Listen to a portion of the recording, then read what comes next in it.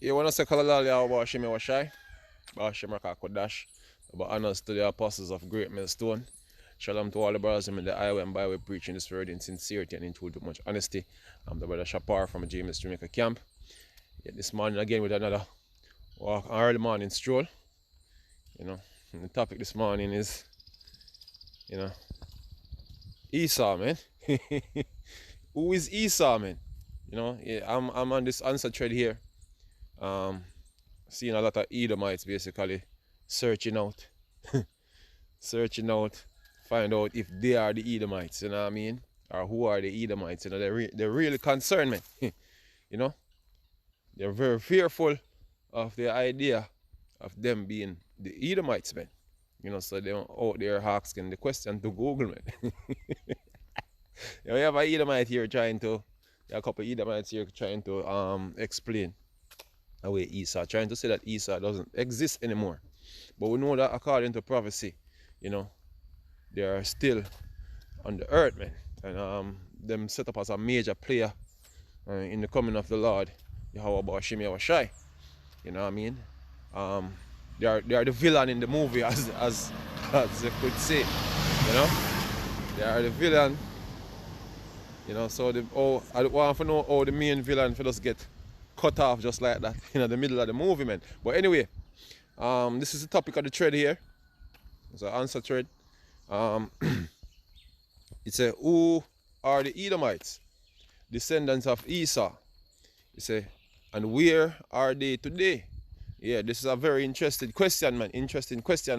You have a bag of Edomites on here trying to, explain away the the non-existence of Esau today. Oh boy, a lot of them on here asking the question, say who, making assumptions, asking if it's the Europeans, because them hear the Israelites, I'm saying that that they are the Edomites are the Europeans, and which is true, the Europeans, man. So-called white Europeans, by the way, because you have a lot of other people calling themselves Europeans today too, But anyway, this one grabbed my attention because this is basically dealing with prophecy. Yeah? This is Obadiah 1 and 18. It says, and the house of Esau, it's an Edomite post it by the name of Dick Arfield, or one name. Yeah. So his question is Obadiah 1 and 18 says, and the house of Esau will have no survivors, which basically is the version that kind of weak. But anyway, was this prophecy fulfilled? Good question. And are there no descendant of the Edomites and are Idoma today? So a good question. The cracker trying to explain away the prophecy here too. But anyway, this is very interesting, man, because the book of Obadiah speaks specifically to the end. And there are many other prophecies concerning Esau, being present at the end. And a matter of fact, it's a very very important figure in the end time judgment, man. And it even in the Zondervan Bible Dictionary. This is the Zondervan Bible Dictionary here. It's a Edom figure. I can zoom this. I can see it some more. It's a Edom figures prominently in the prophetic scriptures as the scene of a great future judgment. See, notably Isaiah 34 and 5. So basically, this is saying in the Bible, Zondervan Bible Dictionary, that Edom or Esau scene is the scene for a great future judgment. And it actually quote the scriptures them will tell you, say how important is Edom is in that prophetic time in the future, as a major part of what the judgment is gonna be, man. You know what I mean? It very much highlight that, man. You know, so let me just get them scriptures here because, you know, you have men like Vocab and some other people, you know, some other Edomite trying to say that Esau no longer exists, you know. So, I could get some of them precept here right on. So it's Isaiah. Oh shit. What am I doing here? Yeah. So this is Isaiah 34. Let's start from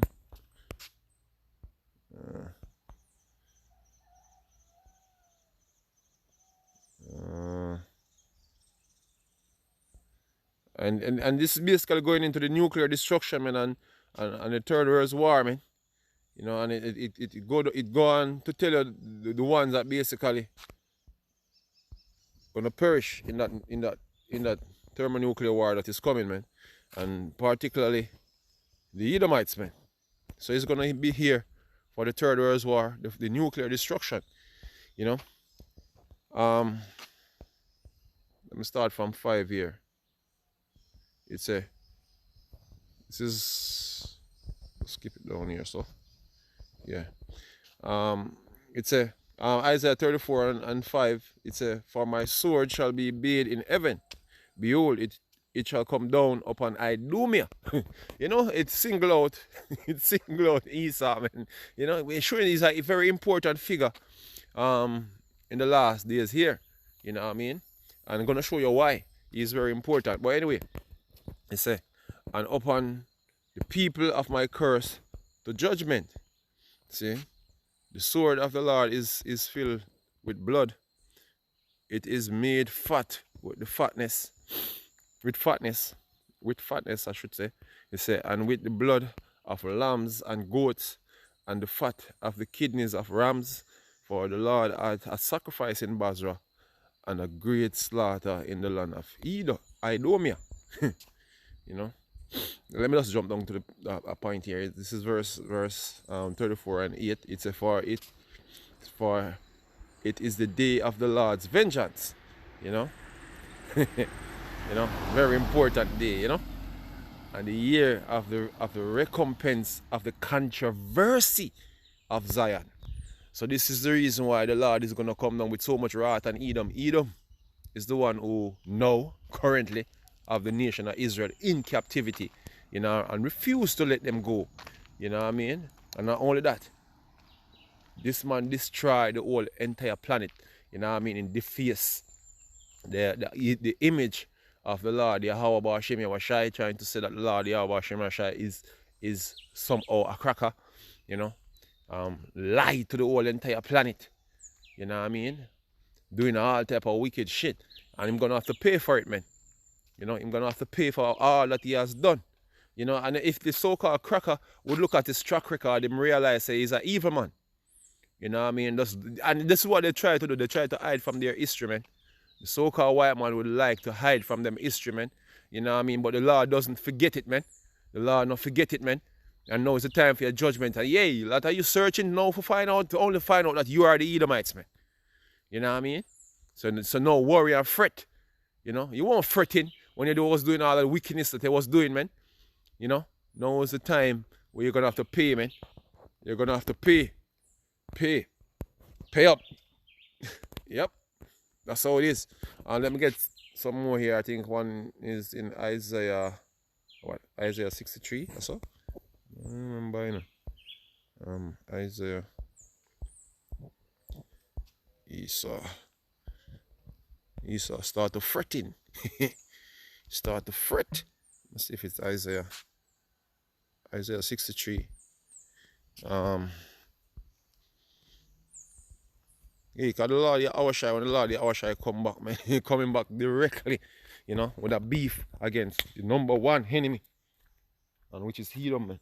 That is the number one enemy. That's the beef. That's the Lord Yahushua. He's coming back to have, you know, he's coming back for war, and the main enemy is Edom.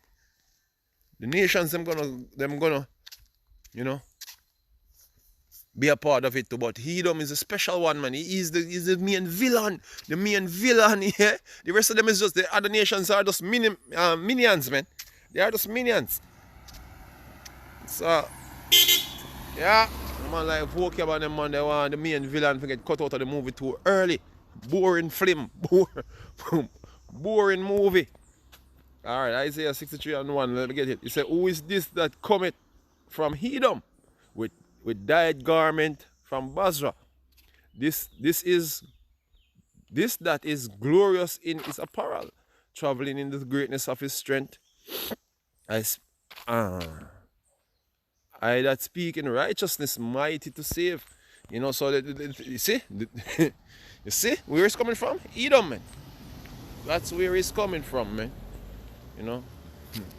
You know what you saw the scripture them basically highlighting Edom as that end point, you know. As it all about the climax. That's what the story, the climax of the story is Edom. You know. Alright. He said, wherefore art thou already in thy apparel? This is talking about Yahweh, by the way. And thy garments like that him that treadeth in the wine fat. I have trodden. I have trodden the winepress alone. Yes, brother. And of the people there was none with me. For I will tread them in mine anger and trample them in my fury. See, and their blood shall be sprinkled upon my garment, and I will stain all my raiment for the day of vengeance. So every time it mentions vengeance, it's speaking about Edom, man. It's speaking about Edom. You know? Yeah, man, because Esau he's the one doing the bullshit today, man. He's the one doing the bullshit today. You see, by process of elimination, you can say that the so-called white man he's doing all of the fuckery, man. You know what I mean? He's doing all of the fuckery, man. You cannot even deny that. You know what I mean? He cannot even hide himself right now. Him right out in the open, man. He say, for the vengeance. And the scripture said that, so they say Esau can no longer be able to hide himself, man. Him can't hide himself. Him there right in the seat. You know what I mean? All the fuckery in him right on the seat now. He can't go around that, man. He say, the day of vengeance is in mine heart, and the year of my recompense, Slovakia, and the year of my redeem is come. And the Lord is going to redeem his people right now, man. He's going to redeem his people. He's going to take vengeance upon the Eden, and especially the so-called white man, man. Especially the so-called white man. And you see, y'all the Edomites trying to explain away that Esau get destroyed already. yeah, you know, nice dream, man. Yeah, nice dream, because that is only a fantasy, man. That is only a fantasy, you know. Okay, so the reality is, look, man, Esau gonna have to pay, and this is a scripture that this man quote. This man there's a scripture that him quote. Yeah, Obadiah 1. You know? Let me just read that precept there from my Bible. You know? Imagine that. Trying to take out the main villain out of the movie. Then what will we have, man? Start from 18.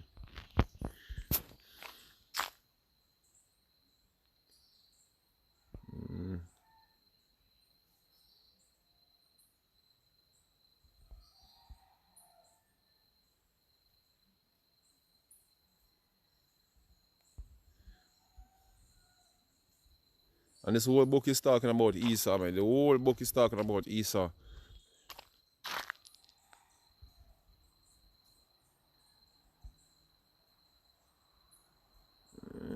This particular part here.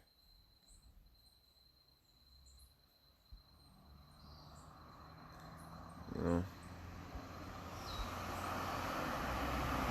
And this is talking about the end. Also, when I check it out, it's a you know, just speaking about Esau's judgment and oh yes, for the day of the Lord is near upon all the nations.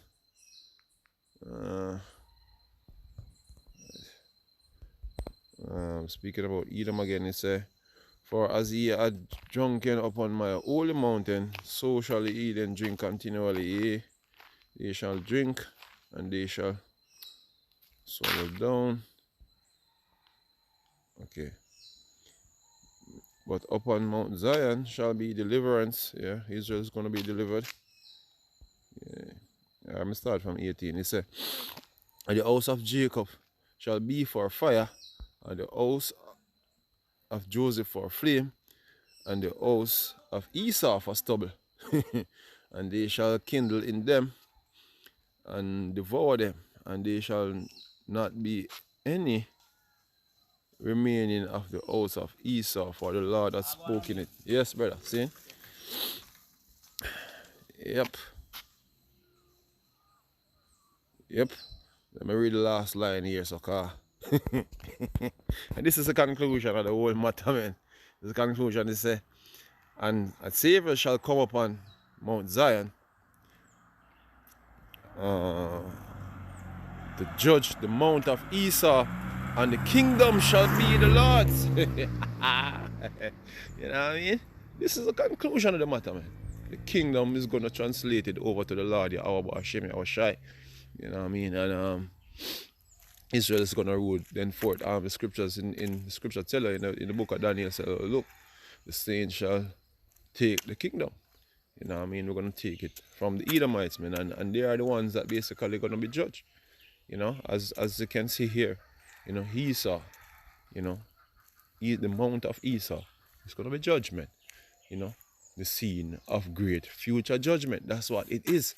You know what I mean? You cannot avoid it, man. So, hey, the only thing the Edomites can say right now is that Esau is already exists, man, just to basically take the identity away from themselves, man.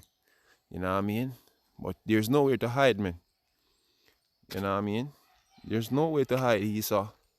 You're in the open.